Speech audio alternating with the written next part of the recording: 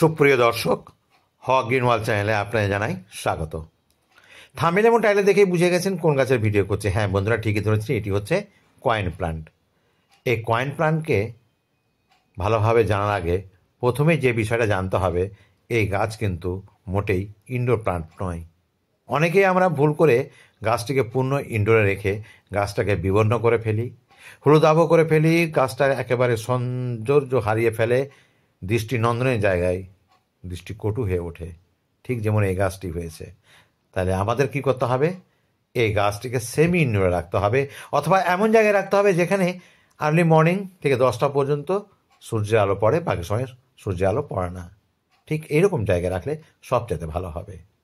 যখন হলুদ হয়েই গেছে তখন এই হলুদ পাতাগুলোকে আমাদের কেটে ফেলতে হবে, কারণ নান্দনিক না হয়ে উঠলে গাছ আপনি কেন আপনার জায়গাতে স্থান দেবেন? গাছকে ভালো যদি দেখতেই না ভালো লাগে, তাহলে আমি কি করব, এভাবে হলুদ পাতাগুলোকে কেটে দিয়ে গাছটাকে সুন্দর করে নিব আগে।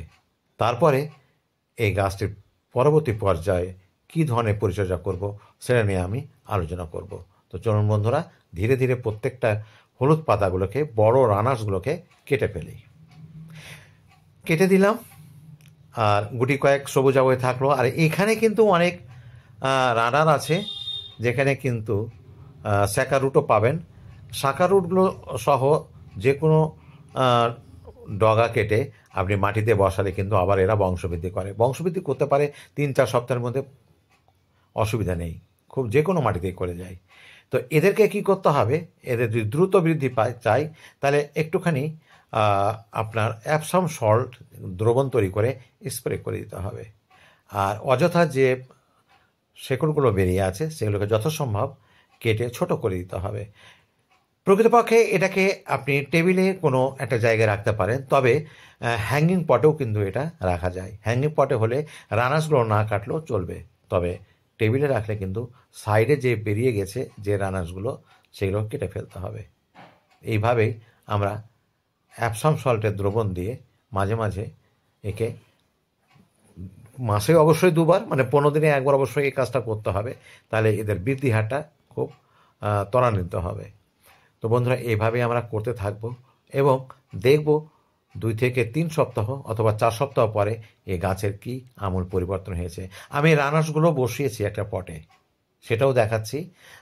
এটার মনে হচ্ছে এখন যে খুব বেশি হয়তো গাছ নেই, কিন্তু দেখবেন ধীরে ধীরে এই পটটাও ভর্তি হয়ে যাবে, কারণ এর রানার্স খুব বৃদ্ধির হয় আর কি, খুব সহজেই হয়।